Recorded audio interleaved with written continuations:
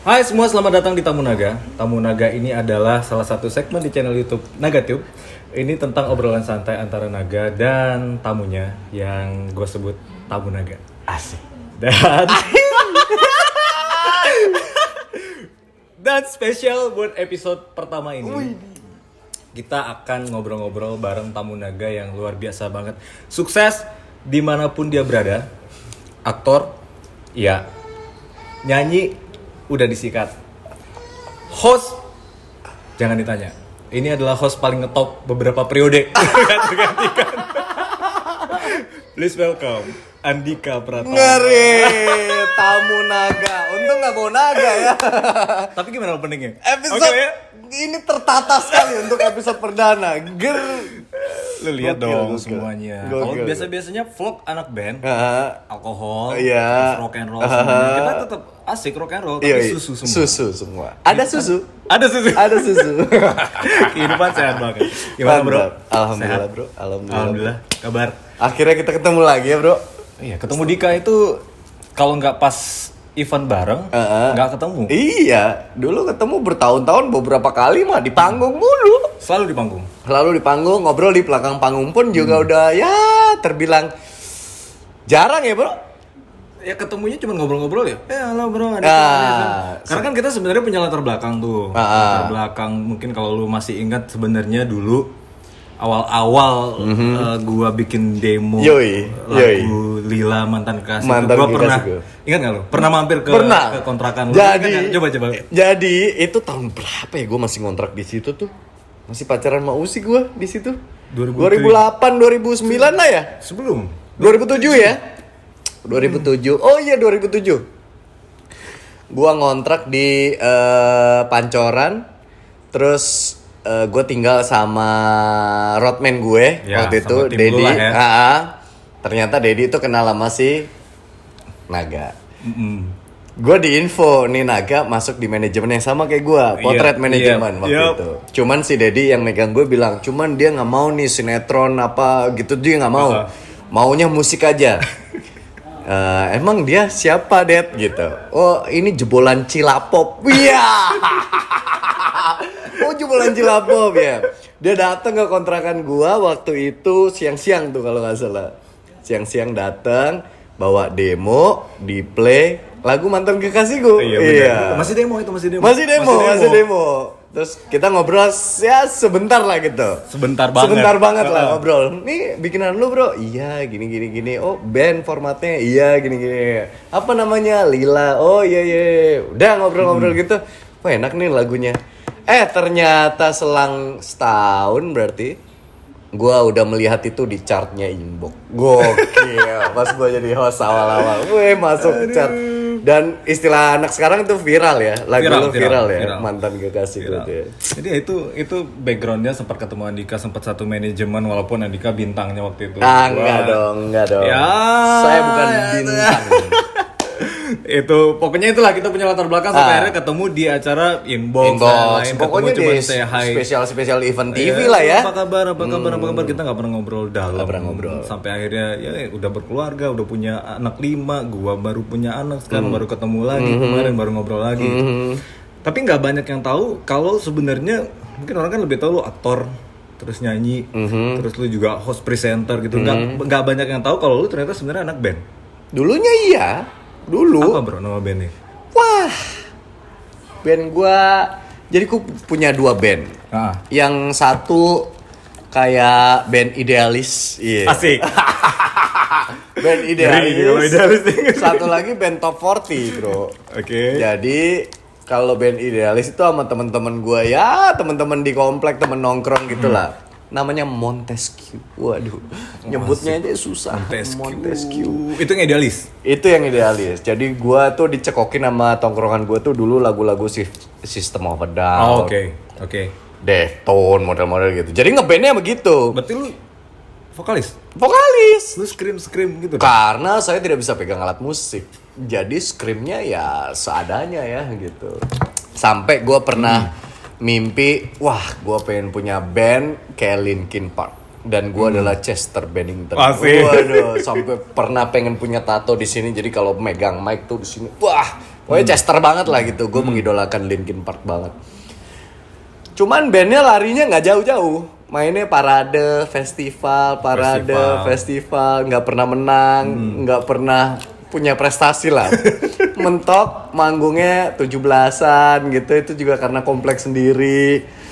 Terus latihan mulu, buang duit mulu tapi nggak mateng-mateng.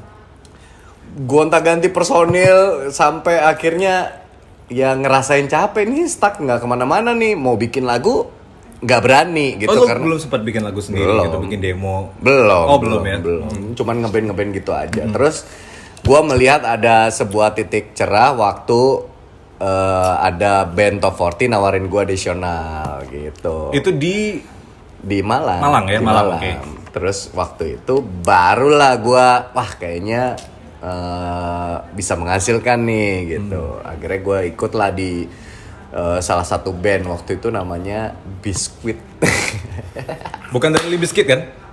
Bukan. Bukan ya. Limp Bizkit.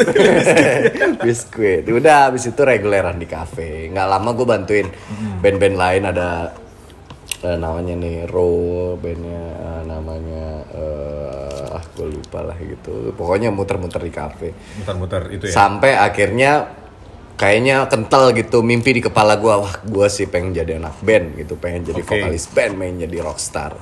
Sampai akhirnya ada cerita gue ke Jakarta, gue casting apa segala macam tuh, tujuannya itu sebenarnya gue tuh mau nyari label. Berarti sebenarnya kita tuh ke Jakarta tuh niatnya sama.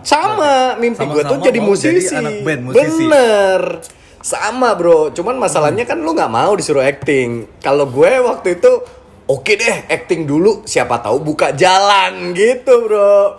Nanti abis gue nyobain ini, gue kali aja bisa kenal kanan kiri apa segala macam, gue bukain jalan. Gue bilang sama band gue bilang gini, biarin gue dulu deh yang ke Jakarta. Nanti kalau ada jalan lu gue boyong lu semua, kita Nanti berkarya kalau dulu. ada jalan lu gue tinggalin. Akhirnya gue ngejalanin yang berbeda gitu, harus acting, harus main film, main sinetron. Lama-lama lupa. Tapi itu setelah yang band lu diundang ke Bali, ada festival musik apa itu bukan sih?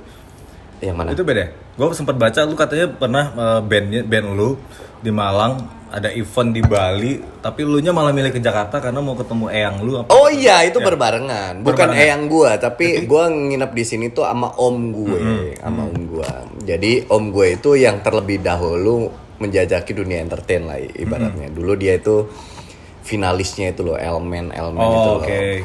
Terus nggak lama dari situ dia juara 3 apa juara berapa gitu. Terus dia tuh ditawarin kontrak iklan apa segala macam. Terus iseng ngomong lah sama nyokap gua, sebenarnya anak-anak nih potensial, khususnya Andika nih yang udah gede, nggak mau coba ke Jakarta gitu. Kali aja bisa main sinetron. Ya namanya nyokap kita ya gitu. Wah bener nggak ya anak gue bisa gitu. Udah sana liburan ke Jakarta. Akhirnya gue liburan ke Jakarta. Yaitu mulai ngirim-ngirim foto ke manajemen, akhirnya yang nerima cuman potret. Masuk potret. Baru mulai casting. Baru mulai itu casting. 6 bulan casting, lontang-lantung nggak ada yang mau nerima. Gue sempet kayaknya pulang deh gue gitu. Lu pernah ditolak casting? 6 bulan tuh tolak mulu bro.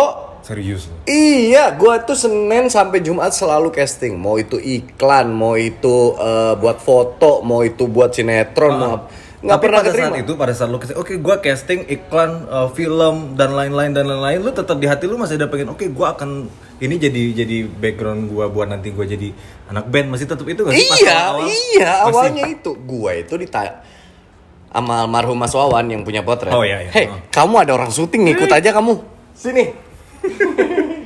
Jadi gue itu waktu ketemu Mas Wawan pertama kali ditanyain, kamu mau jadi apa? Mau film apa? Gue jawabnya awalnya musik. Oke. Terus Mas Wawan bilang, ini manajemen artis ini waktu itu memang kebetulan nggak ada yang musik, ya kan? Model, Aktor itu kan? iya Ya. gitu. Wah kalau kamu mau spesifik di musik agak susah nih kak, gitu. Maksudnya persaingannya banyak. Terus kamu prosesnya pasti akan lebih lama karena untuk masuk ke label kan lu harus punya demo atau apa segala macem. Lu harus tunjukin bakat lu dulu nyanyi. Nggak mau coba yang lain dulu gitu. Ya nanti kali aja kalau orang udah notice, oh ini loh ada anak baru apa segala macem bisa nyanyi juga. Bisa jadi kamu ngejar mimpi kamu yang musik tadi. Menurut gua, wah masuk logika nih, boleh juga deh gitu. Akhirnya gua iyain itu, masuk manajemen itu, terus casting buat sinetron dan lain-lain. Oke. Terus ingat nggak lu film pertama atau FTV pertama? Project pertama yang pertama setelah lu casting akhirnya oke lu diterima gitu. Itu gua bermain reka adegan, bro. Oke. Lu tahu reka adegan dong? Yang ada Gue tahu misalnya kejadian apa, kejadian Iya. itu based on true story yang gitu. Yes, betul sekali itu dia. Terus gua dibayar Lu apa? 750.000. Lu jadi apa? Lu bukan yang tukang kan? Bukan. Dikalungin gitu dong, terdakwa. Bukan. Jadi reka adegan waktu itu Antv itu baru punya acara Gak apa-apa. Gue keluarin aja. Kamu Gak apa-apa. Ganggu aja kamu. Ini kucing baru soalnya. Sini. Nah, program baru di Antv waktu itu memang ngangkat cerita-cerita nyata gitu. Gua berperan sebagai almarhum Elang, anak Trisakti. Oh iya, yang 98. Yang ketembak. Iya, betul. Ya. Gua jadi nyokapnya jadi narasumber cerita tentang si Elang ini. Nah, gua lah yang memainkan cerita Elang semasa hidupnya gitu. Ya, Itu ya. project pertama gua. Nah, dari situ ya sebenarnya gue udah seneng aja kan, itu tayangannya cuma setengah jam bro. Gue udah akhirnya gue punya tayangan yang bisa dilihat di TV gitu. Udah heboh aja itu. Udah gue bilang pokoknya tayang hari ini jam segini jangan lupa nonton. Lu Gue kasih tahu ngabarin semua orang-orang tuh ya? di Malang ya segala macem. Ya sekelebat doang paling bro. Tayangan setengah jam paling gue ya nggak nyampe 10 menit lah itu. Tapi kan itu jadi batu loncatan sampai lumayan. Lumayan. Akhirnya mulai dari situ adalah panggilan casting, nyari supporting. Gua waktu itu dapat film judulnya The Girls Begin. Itu yang superhero itu bukan? Kayak Charlie Angel. Oh iya. Ya. Charlie Angel. Jadi ada brand bikin lomba gitu, pemenangnya dijanjiin dibikinin film. Ini adalah 3 cewek. Nah, gue jadi supporting talentnya, jadi pemeran cowoknya. Waktu itu yang ngedirect itu ini suaminya Cindy Fatikasari. Oh, Tengku Firmansyah itu. Itu film pertama gue. Nah, dari film itu keluar, meskipun bisa dibilang film itu nggak keluar dengan sukses, baru tuh mulai PH film. Itu mulai ngelirik untuk ngajakin gue main gitu. Mulai lu main lagi. Mulai. Gua paling notice itu adalah pada saat lu main di film Butterfly 2008. Dan akhirnya cita-cita lu dan konsep yang lu bilang lu main dulu, akhirnya lu punya satu single Yoi. dengan Teh Meli lagi. Iya bro, itu Gimana sih rasanya bro? bisa dibilang Butterfly itu apa ya? Walaupun tuh keluar dari bukan genre lu tuh. Bukan genre lu yang Linkin Park, bukan, iya. tiba-tiba Iya. Butterfly. Jadi sebelum Butterfly itu gua ada bro. Oh ada terus? Jadi di film judulnya Love is Cinta, gua Raffi Irwansyah. Oh duluan itu ya, duluan Love is Cinta. Duluan Love is Cinta. Gua di situ juga ngisi original soundtrack. Cuman memang lagunya tidak dipromosikan. Oke. Karena kan original soundtracknya adalah Irwansyah dan Aca. Aca, Saat itu lagi iya. booming-boomingnya mereka gitu. Gue nyanyi 4 lagu. Seneng tuh rekaman. Gue pikir wah bentar lagi gue diundang nih ikutan nyanyi lah paling enggak. Promo film gue ikut nyanyi lah apa segala macam. Ternyata enggak ya. Ada sih nama gue tapi tidak terdengar. Cuman yang Melly Guslo itu gue udah feeling nih. Maksudnya dengan nama besar Melly Guslo ya gitu. Paling nggak ini menjadi pendongkrak dan batu loncatan yang akan bagus buat karir gue. Jadi Teh Meli itu memang kerja sama PH-nya. Kalau mengisi original soundtrack usahain cari pemain film yang bisa nyanyi juga. Jadi waktu itu gue di casting, selain actingnya ditanya, lu bisa nyanyi nggak gitu. Dicoba juga nggak? Nyanyi juga nggak? Dicoba. Dan gue nyanyi Samson saat itu. Asik. Kenangan terindah. Kenangan terindah ya. Bener, karena suruh nyanyi lagu Indonesia, gue sekelebat ingetnya apa ya, lagu Samson lagi booming-boomingnya kan itu kan. Udah nyanyi lagu itu, terus dibilang lumayan nih gitu. Terus habis itu di videonya dikirim ke Temeli, katanya akhirnya pilihannya ke gue gitu. Begitu lagu Butterfly, wah di situ mulai gue dinotis, ternyata bisa nyanyi gitu waktu itu. Ya itu batu loncatan gue tertinggi lah 2008. Nah dari situ gue ditawarin inbox.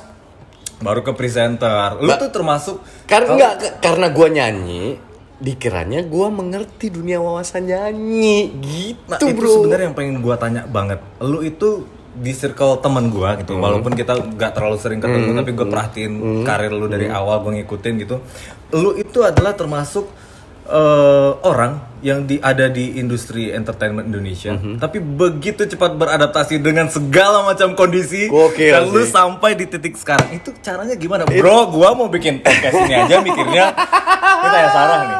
Tapi sekarang ini gue masih deg-degan aja, gue bilang, mungkin gak sih gue bikin podcast, gue bilang ngobrol. Dan yang gue tahu kan Andika itu dulu cool, Indonesia, lu rebel stylenya. Justru terus, itu dulu yang gue pengen tonjolin. Di awal-awal gue agak surprise tiba-tiba lu jadi host dan langsung cuawaan, dan langsung bisa ngelucu sana sini gitu. Mana rahasianya? Ternyata cara bertahan di dunia ini adalah dengan adaptasi. Apakah gue harus jadi begitu juga? Gak harus sih bro, gak harus sih. Itu kan gak bisa karena dipaksain. Begitu gue nyampe sini udah gak bisa puter balik nih. Oke. Udah gak bisa prinsip puter balik. Prinsip lu gitu ya. Apapun yang terjadi, lu kan merantau nih dari Malang. Sama gue merantau dari Pekanbaru. Begitu lu sampai di Jakarta, apapun yang terjadi lu gak boleh putar balik. Lu harus beradaptasi. Tapi kan tuh gak semua orang bisa. Iya, gitu, dulu itu kan gue bilang tadi kan 6 bulan gue udah pengen balik. Cuman gue wurung karena gue malu sama orang tua gue, karena kan itu sebenarnya gue ke Jakarta itu cuman ngindarin gue disuruh kuliah. Karena gue kuliah di jurusan yang gue nggak suka. Apa dulu? Manajemen, akuntansi. Oke. Itu pun juga terpaksa. Gue mau kuliah seni ke ISI Jogja. Gak boleh. Awalnya IKJ. Bokap gue bilang, mau ngapain lu? Gak usah. Itu mau jadi apa lu? Gitu. Biasalah orang tua. Iya. Terus ya udahlah kalau IKJ kejauhan gue ke ISI aja Jogja.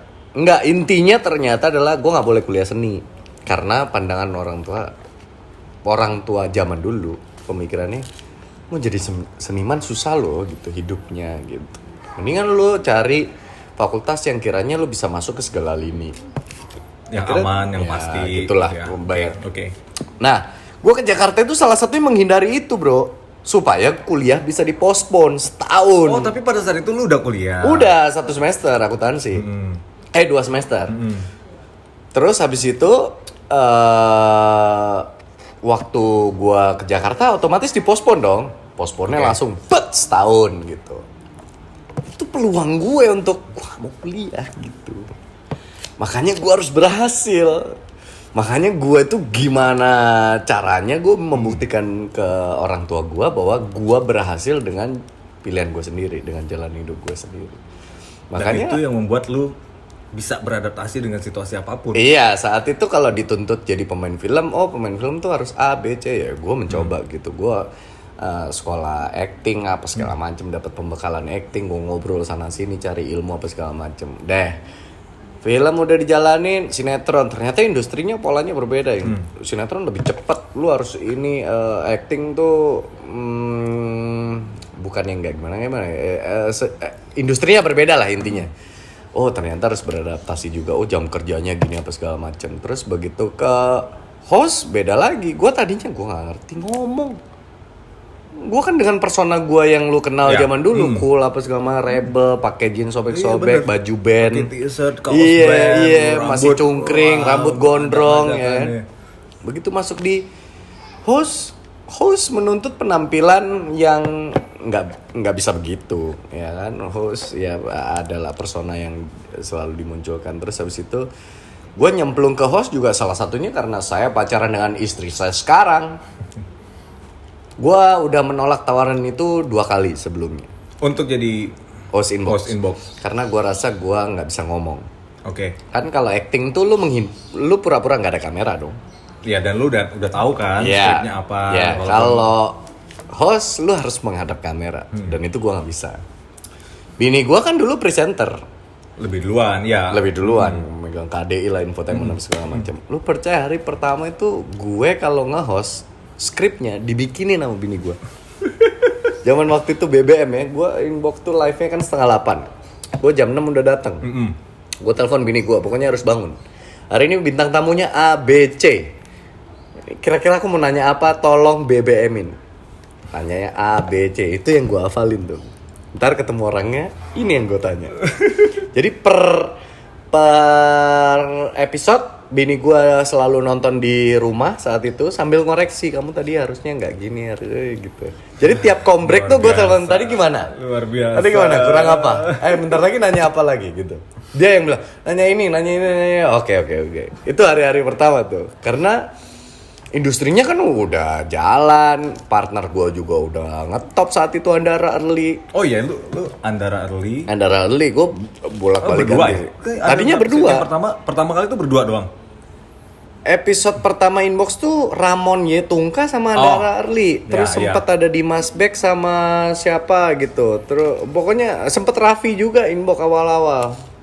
Pokoknya gue masuk kan inbox udah ya 2-3 bulan lah gitu. Udah awalnya nggak bisa ngomong.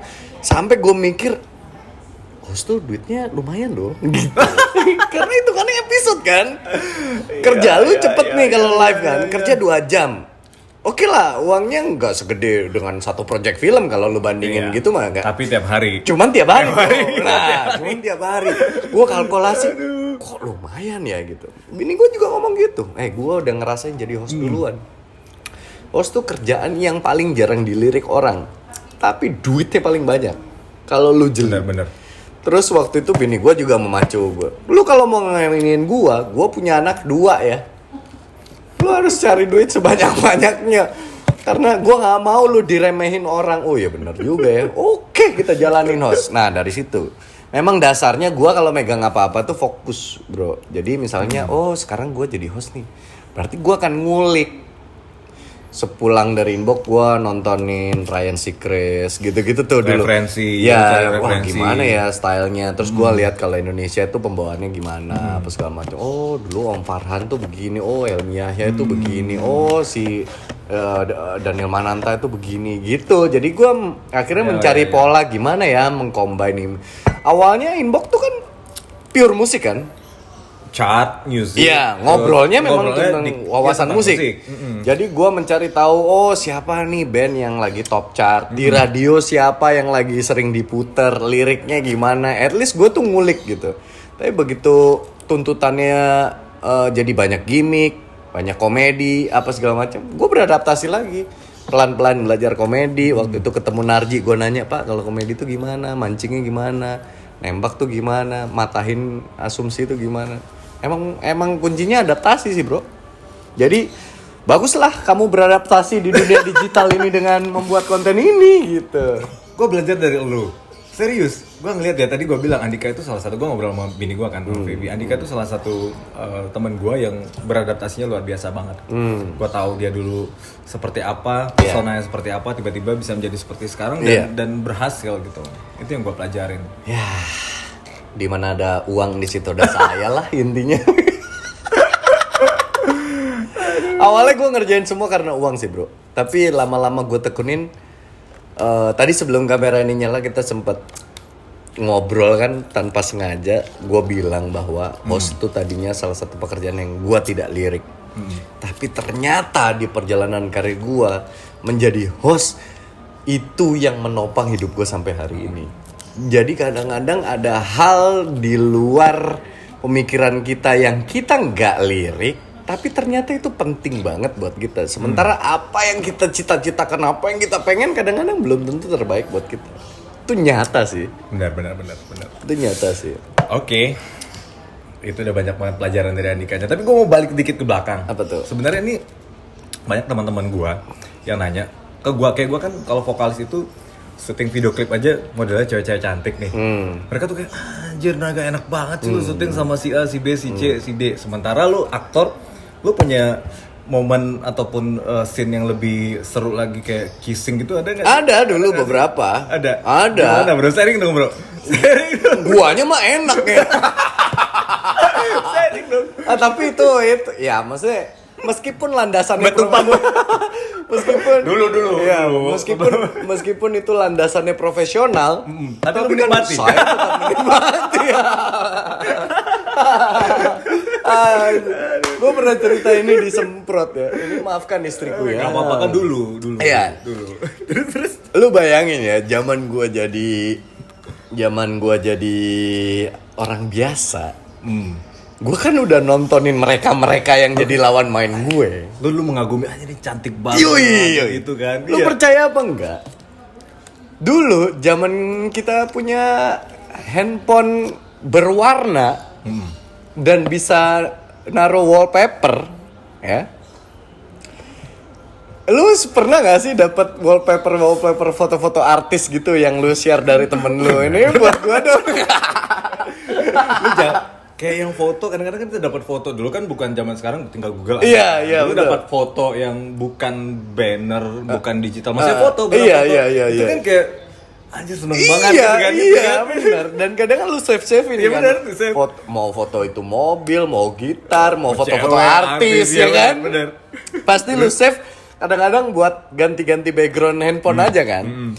Dulu lu percaya apa enggak? Gue tuh nyimpen fotonya Unge, Nia Ramadhani, Sandi Aulia, siapa lagi tuh, Revalina S. Temat, gitu-gitu. Zaman mereka lagi pecah-pecahnya di TV gitu. Oh, mereka udah jadi pemain film, pemain sinetron gitu. Terus Guanya mah masih gembel ya, masih di Malang, masih ngimpi doang gitu naruh foto mereka di wallpaper handphone terus tuker-tukeran. Minta dong foto yang ini, gue belum punya gitu-gitu. Masih zaman dulu.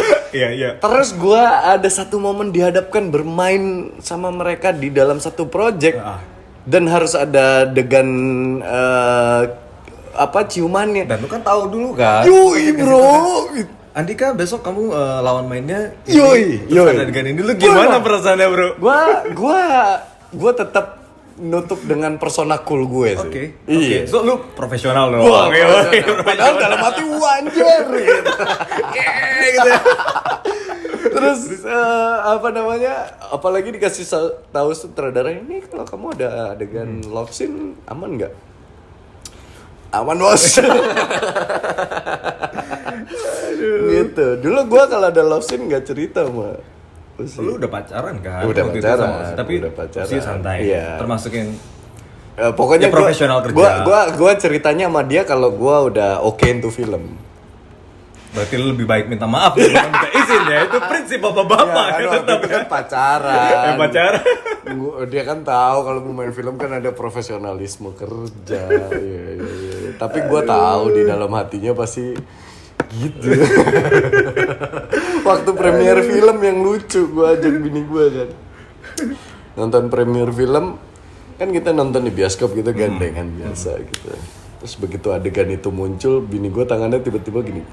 Oh dia bahkan Gitu. baru tahu pas dia nonton gitu. Enggak, dia tahu, cuman dia Belum nggak- lihat, kan nggak belum tahu di nonton. menit berapa Iya, kan. iya. Pokoknya tiba-tiba cerut gitu langsung tangan gue gitu. Gitu. Ya. Berlindung di lama juga ya. 5 tahun. 5 tahun. 5 tahun. Terus gue sempat nonton katanya lu baru berani ke rumah orang tua Usi itu setelah 2 tahun. 2 tahun. Karena Backstreet. Karena Backstreet. Backstreet bukan ke orang tuanya. Backstreet sama ya social life gitu. Oh, oke. Karena Usi terbeban dengan statusnya. Dia nggak mau persepsi orang ke gue juga gimana-gimana. 2 tahun itu akhirnya kita muncul juga karena kita difitnah narasi infotainment. Oke, ya pada masa itu Pada infotainment masa gila-gilaan ya. ya. Framingnya gila-gilaan. Betul. Difitnah narasi, mau nggak ada wawancara, nggak ada apa, terus tiba-tiba muncul narasi kalau gue sudah nikah siri sama Usi gitu. Makanya itu perlu dibenerin kan? Benar. Akhirnya di pas momen itu, akhirnya kita preskon, kita bilang bahwa Ya kita emang udah menjalani hubungan Ya. pacaran apa segala macem, tapi nikah siri itu nggak ada apa segala macem. Udah. Padahal dari 2 tahun juga udah pacaran. Cuman kenapa dulu kita nutup-nutupin tuh kan karena ya sikonnya beda lah bro. Di Indonesia orang tuh masih tabu ngelihat pasangan beda usia, pasangan beda status. Apalagi status sosial gua saat itu baru ngerintis, bini gua udah settle gitu kan. Takutnya jurang itu tuh nimbulin persepsi yang enggak gitu. Dengan kita nggak muncul aja, inner circle-nya kita aja persepsinya udah aneh-aneh gitu. Ya. Di pihaknya bini gua, kok lu mau sih sama anak kecil? Di pihak gua, emang lu nggak bisa nyari yang gadis? Ibaratnya gitu. Atau yang lebih jahat lagi ada yang paling ini prediksinya cuma 3 bulan. Macem-macem. Hati-hati Macem-macem persepsi diporotin. orang. Iya, hati-hati diporotin sama berondong. Kayak gitulah circle-circle. Ya, akhirnya di situ ya tertantang untuk buktiin omongan-omongan orang-orang itu kalau gue tuh serius gitu. Bukannya cuma main-main. Ya gue nggak tahu ya ujungnya akan bisa jadi nikah apa enggak, tapi yang jelas gue jalaninnya tuh serius. Tanpa ada tendensi apa-apa, tanpa ada tendensi karena lu artis gue pengen pansos sama lu supaya nama gue lebih dikenal gitu. Mungkin kalau gue pacaran sama bini gue di zaman sekarang, mungkin gue dibilang pansos. Udah pasti. Udah pasti. Ini gue juga dibilang pansos nih. Aduh, tapi pansos tuh gak Tapi netizen masalah. memang gitu. Iya. Sekarang gini loh, kalau dalam kehidupan kita sehari-hari ataupun pekerjaan apapun kan memang pansos kan. Orang mau nyari kepangkatan segala macam, naik pangkat kerja itu bahasa Iya. kasarnya aja. Padahal orang ya namanya hidup kan pengen dalam arti positifnya pengen ada peningkatan dong. Iya. Nggak mungkin kita mau statis di situ aja. Iya, Gitu. iya. Tapi memang terlalu banyak sekarang hakim-hakim kehidupan itu. Netizen-netizen itu. Tapi lu udah berhasil lewatin itu semua, terus So far ya. sekarang punya anak udah 5, Udah lu 5 baru bro. aja dikaruniai anak Alhamdulillah, bro. laki-laki. Alhamdulillah, bro. Namanya siapa bro? Sakalingga Ibra Pratama. Sakalingga. Sakalingga itu digabung karena bini gua pengennya Lingga, gua pengennya Saka. Jadi mau nggak mau Saka. gabung aja. Tapi Jadi panggilannya? Sakalingga, panggilannya Saka. Artinya apa? Saka itu tonggak. Kalau Lingga itu anak laki-laki itu bahasa Jawa iya. gitu. Ya, Ibranya gua ngambil sebenarnya jujur ya, ini gua ngambilnya dari potongan Zlatan Ibrahimovic, bro. Lu ngefans? Gua suka auranya. Rockstar rebelnya. Rebelnya. Tapi leader juga kan? Iya. Dia Terus rebel tapi leader bro. arogan, memang Arogan. terkesan arogan, tapi arogannya dia diimbangi dengan skillnya dia, bro. Udah gitu kan orangnya family man banget. Di luar bola dia sama keluarga. Waktunya cuman habis nge-game, main Fortnite gitu. Lu sampai ngikutin segitunya? Iya, lu tahu. iya. Tapi lu memang seneng bola? Gue suka bola. Klub favorit? MU. Gua Chelsea bro. Dah. Close. Chelsea kan bagus karena ya yang punya kaya. Aduh, setidaknya nggak dibantai 6-1 lah kemarin. 6-1 glory-glorynya pakai 6-1. Iya sih, aduh. Oke, oh dari situ ya, berarti dari Ibra ya nama. Jadi nama Ibra, anak lo ya. waktu dia masuk Manchester itu gue seneng banget. Nggak tahu kenapa auranya tuh orang tuh oke aja gitu. Ya keren sih, keren sih. Nah, Iya, gue dibalik. mau namain Zlatan, bini gue nggak mau. Terlalu nyontek banget juga. Dan Zlatan tuh artinya kan emas kan. Bagus juga sebenarnya, cuman bini gue tuh nggak mau. Ntar anak lo jadi ceng-cengan lo. Ntar Zlatan, dibilang Zlatan, gitu. jelalatan lah, selatan lah, apa yang kayak gitu-gitu. Nggak. Jauh pemikiran Iya. ibunya ya, jauh banget ya. Makanya gue ambilnya dari Ibrahimovic. Gue potong Ibranya lo ambil Pratamanya dari gue karena anak laki-laki pertama. Gitu. dari 5. Tapi yang paling gede udah umur berapa? Yang paling gede sekarang 15. Udah pacaran belum? Belum dong. Oh belum ya? Ketika anakku membawa teman laki-lakinya ke gimana, rumah Gimana father's life? Gue kan juga baru punya baby nih dan cewek juga. dan cewek. Tapi lu masih Gimana sih? panjang. Lu udah punya pengalaman 5 Iya. anak bro. Enggak sih, Gua anak gue sih belum pacaran. Belum ya? Belum pacaran ya? Gue nggak tahu ya kalau di chat WhatsApp-nya udah mulai WhatsApp-WhatsAppan, gue nggak tahu. Tapi gue sepenuhnya itu ngasih tanggung jawab ke istri gue untuk kontrol karena Oke. anak cewek tuh untuk urusan yang privacy lebih baik dibuka ke ibunya gitu. Sejauh ini sih belum ada sih tanda-tandanya. Tapi gue udah pernah bilang depan anak-anak gue, Kalau kalian punya pacar dan pacar kalian main ke rumah, papa janji, papa akan jadi papa paling menyebalkan di dunia. Lu udah bilang gitu ya? Gue bilang gitu kadang-kadang. Apaan sih apa gitu-gitu ya. Karena papanya tahu laki-laki itu bagaimana. Ya betul sekali ya. Dulu waktu adek gue punya pacar kan gue rese juga orangnya. Iya, Rese gue kan banget. waktu itu ke kosan lu karena mau lihat adik lu sebenarnya. Gue terlalu. Mas Dika itu dulu punya adik namanya Iya, Gita. Gama Gua masih Gita. ingat Gita. Tinggal bareng Gita gua. itu iya, waktu itu kan kita masih ABG-ABG-an ABG, kan. ya, Maksudnya masih seneng lihat Dikanya keren gini, adiknya juga lucu, cantik. Jadi omongan kita, oh Dika adiknya lucu, adiknya lucu. Iya, Gitu. Pasti lu juga udah sebagai abang Wah iya. nerapin tuh. Iya, karena aduh. Gue bilang sama adek gue, lu kalau mau pacaran sebenarnya ya udahlah boleh, tapi jangan sama circle gua. Circle gua mah anjing semua. Gitu. Nah ini bro, ada lagi nih bro. Apa tuh? Kita tuh sebenarnya punya hobi Gila, yang sama. contekan lu banyak ya, Bro. Bawa contekan nih. Wih, Semuanya nih. ngeri. Dikit lagi kok. Tamu naga. Masih ada waktu? Asih dong. Ada susu lagi? Oh, mau. Yang kopi. Dikit gua lagi belum pak, nyobain. dikit lagi pak. Kita tuh punya hobinya sama. Walaupun gua sekarang tuh sebenarnya masih gua baca dulu nih. Sorry break. Ini. Oh oke. Gila, Oke. niat ya dia. Kamu jadi tim Kita tuh- kreatif juga. Kita tuh punya hobinya sama. Gua dari dulu dari SMA tuh senang motor. Oke. Senang motoran, walaupun motor bebek dulu. Iya, Motor pertama gua gua juga Shogun, bebek. terus Satria, terus sampai Lu sekarang. punya Satria? Gua punya Satria dulu. Gila, orang kaya dong. lu. Asik. Hey, yang Motor punya kopling Satria itu pertama, cuma bro. anak-anak Motor oke. kopling Yoi. pertama, motor bebek pakai kopling pertama Zaman dulu. dulu Satria tuh harganya 15-16 juta. Masa sih? Yang kepalanya kotak gitu. Iya, ya pokoknya pertama kali Satria itu kan pakai yang pakai Iya, kopling semua. mahal Satria lah Air, pokoknya. Satria Air itu. Iya, Satria Air ya, nggak nyampe 15 sih. Maksudnya Iya, kisaran iya. itulah. Iya. Belasan ke atas lah. Karena gue cuman mampu dibelikan orang tua saya Supra. Tapi lu sekarang kan udah gila Iya banget. sih. Supra tuh seneng banget motor. Terus kemarin gue sempat lobby Feby buat Beli motor. gue pengen main motor dong. Dulu pernah kan lu? Enggak, gue tuh main motor. Sekarang kalau lu lihat Instagram gue main motor tuh pinjam semua pak. Oh, pinjam. Jadi gue Gua dikasih. pikir punya. Ada temen nih, ada teman klub misalnya Ducati. Oke, Naga mau ikut touring pakai nih Ducati. Misalnya ikut teman ada yang main Harley. Oke, Naga dipinjamin Harley kayak gitu pak. Itu kan bikin gemes ya. Iya. Gemes. Terus kemarin kan lu dikasih hadiah motor tuh sama Istri. Wih, Gue gila pengen sih. lop. Andika kemarin dikasih hadiah motor. Bagus. Racun bagus. Jadi bro, hadiah terbesar gue tuh bukan motornya bro, Apanya? izin. Gue jadi bini gue ini selama ini nggak pernah ngizinin gue main motor, karena dia punya alasan. Dia punya traumatis tersendiri sama motor, khususnya motor gede.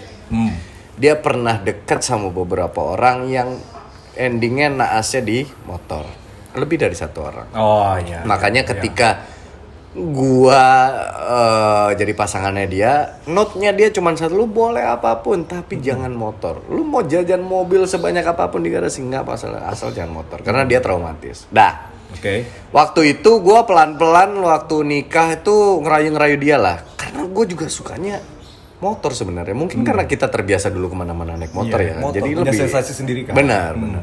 Terus gua waktu itu punya pengalaman beli Harley diam-diam. Oke. Iya kan? Udah merit? Udah. Oh udah oke. Beli Harley diam-diam. Nggak diam-diam sih, maksudnya gue izin nggak boleh, izin nggak boleh, izin dibilang terserah. Wah, terserahnya terserah cewek berarti. itu kan bahaya ya, karena double meaning gitu. Akhirnya karena terserah, gue pura-pura bodoh aja gitu. Oh terserah mungkin artinya ya terserah gue gitu. Gue beli lah tuh Harley. Udah gitu gue mau beli nyicil tadinya. Pas mau beli nyicil, orang showroomnya bilang gini, Mas kalau mau beli nyicil perlu tanda tangan istri. Oke. Dalam hati gue, aduh ribet lagi nih. Beli cash aja mas. Beli cash. Luar biasa. Datang lah tuh motor. Jadi gue cuman, wah geleng-geleng doang. Akhirnya memang nggak kepake juga. Ya pernah lah selisih paham. Wah namanya motor gitu-gitu. Gue masih pura-pura bodoh lah, kamu bilang terserah gitu. Padahal cowok udah tahu kalau terserahnya cewek bahaya. Udah akhirnya motor itu dijual, jadilah DP rumah ini gitu sebagiannya. Harley tadi, oke. Iya. Dah habis itu gue kubur lah mimpi gue untuk beli motor lagi. Teman gue ngeracunin mas, sering pak. Terus ini tuh nggak tahu kenapa. Jadi bini gue kemarin tuh habis ngobrol kosmetik lah. Gitu. Oke. Gue kan selama kosmetik gue udah running, gue udah nggak pernah nanya cash flow-nya gimana. Terus begitu ngobrol tuh gue iseng lagi di rumah gitu. Kemarin kamu jualan kosmetik dapat berapa? Oh gitu. Boleh nih. Terus dia nyeletuk, dapat sekian. Wih, banyak duit lu, gue bilang gitu. Sambil lalu gue lewat, banyak banget duit lu, kan di perusahaan itu ada duit gue juga. Gue bilang, beliin motor lah, gue sambil ngelengos gitu. Nggak ditanggepin tuh sama bini gue, karena gue juga nganggapnya itu obrolan bercanda. Besokannya gue ditransfer pak. Untuk beli motor. Dia transfer. Terus tiba-tiba, nih ya, kalau kamu mau beli motor, aku udah izinin. Terserah kamu mau beli motor apa. Gue nganggep canda nih, nggak mungkin. Ntar gue beneran beli ribut lagi nih gitu kan. Terus gue ajak duduk dia. Ternyata jauh-jauh hari sebelum dia sudah meniatkan di ulang tahun gue itu pengen beliin gue motor. Cuman dia nggak tahu mau beliin apa. Dia udah nanya kanan kiri, dapat input banyak. Cuman belum menentukan mau beli apa. Mumpung gue lagi nyeletuk gue minta motor lagi, jadi gue diizinkan. Terserah lu deh. Pilih yang lu suka daripada gue yang milih lu nggak suka. Pas gue tanya, gue serius nih, enggak nih, lu lagi kesambet apa gitu. Selama ini kita kalau ngomongin motor tuh ujung-ujungnya selalu sama, kok tiba-tiba sekarang boleh gitu. Ternyata dia bilang, iya, aku sih percayalah sama kamu, kayaknya kamu punya motor juga bukan buat kebut-kebutan. Terus sekarang ada Saka, aku udah happy. Ya mungkin nanti cerita sama motor itu juga bisa maksudnya bisa jadi bagian memorinya Saka. Kan lu pasti punya anak cowok, pengennya hobinya juga lebih gitu. Lop, kamu harus denger deh jawabannya Andika ini. Ini kamu harus denger ini. Mungkin di situ mereka lagi ngobrol motor juga. Iya, kamu harus denger. Kenapa naik motor gede itu? By the way, cash flow Bira Salon gimana ya? Karena kemarin pertanyaannya dari situ. Ketika istri saya ngobrol kosmetik dan dapat duit, saya langsung bilang, loh, kan di perusahaan itu ada uang aku juga.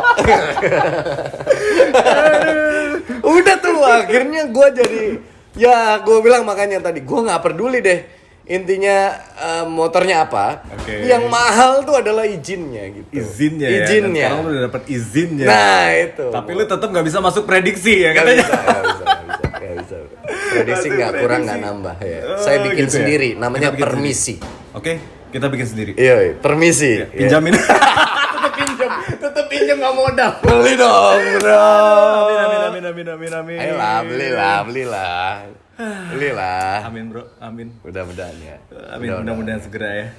Tapi emang kalau gue pikir-pikir memang kalau hobi itu kudu bijak ya.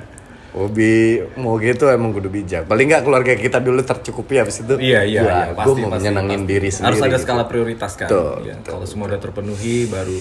Betul.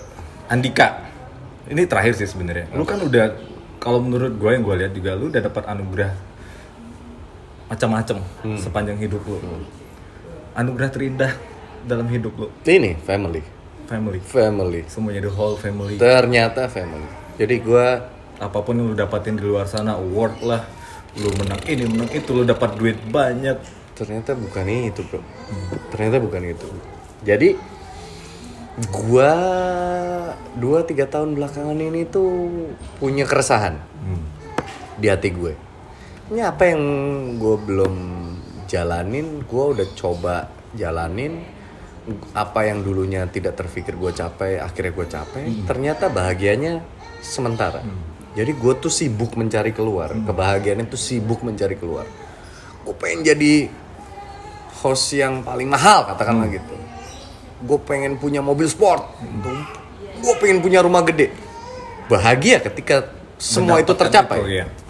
Tapi sementara. Gue punya mobil sport 3 bulan euforianya. Habis itu lu bahkan mungkin nggak lihat-lihat lagi, jarang itu gitu, kilometernya masih rendah banget, 3 tahun padahal umurnya. Terus kadang-kadang juga ketika kita bayar pajaknya ngeluh gitu, mahal banget sih apa. Padahal itu yang gue pengen dulu. Ternyata ada titik yang buat jadi beban juga ya. Iya. Tapi ternyata setelah gue ngeliat ke dalam,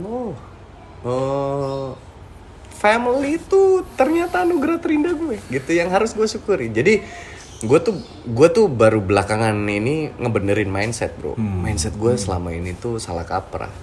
Jadi gini, orang punya goals bagus, orang punya ambisi untuk punya masa depan yang baik, jadi seseorang yang lebih baik, lebih sukses, itu bagus. Punya goals di setiap tahunnya apa yang mau dicapai itu bagus. Tapi yang salah di gue adalah gue punya goals itu semua, tapi nggak nikmatin prosesnya. Jadi gue pengen buru-buru nyampe. Ibaratnya gitu. Jadi ketika dalam prosesnya ada hal yang nggak sesuai sama ekspektasi gue atau hal yang terlalu mengganggu gue untuk bisa nyampe ke tujuan gue akan marah, gue akan kecewa, gue akan emosional, gue gitu. Jadi kalau lu tanya anugerah terindah gue, ternyata family. Gue sekarang lebih punya kesadaran, gue bersyukur hidup hari ini. Gue nggak terlalu mikir ke belakang, gue nggak terlalu mikir ke depan.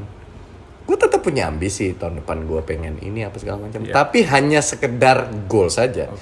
Kalau gue nggak mencapai itu, it's okay. Mungkin Tuhan punya hal lain yang lebih baik buat gue daripada apa yang gue pengen. Gitu. Sejauh apapun lo pergi, kita pergi, lo punya goals apapun, kembalinya ke family. Makanya di rumah gua salah satu tembok ini nggak akan gua ganti sampai kapanpun karena ini adalah siluet keluarga gue dengan anak-anak gue dan di atasnya gua tulis semua akan indah pada waktunya. Semua akan indah pada waktu ini. Belum nambah Saka ya? Udah. Oh udah ya? Udah lengkap itu. Lengkap 6 anak. 5 anak. 5 anak. Kok 6 sih? Apakah pertanda? Akan nambah satu lagi. Enggak. Aduh. Gitu, bro. Thank you. Tamu Naga. Bro Andika Pratama Mantap, sebagai tamu Naga di episode pertama. Thank you banget waktunya. Thank you, bro. Episode pertama Pratama juga. Iya. Sukses buat semua karirnya. Konsisten lah, bro. Sebagai host dan semuanya kreator udah lebih dulu, gimana nih perdana nih, bro? Oke Gimana, bro? Oke lah, bro. Riset lo Oke lah ya. Oke lah ya. Risetnya niat lo. Ini kalau di scroll tuh tulisannya kecil-kecil gitu ya.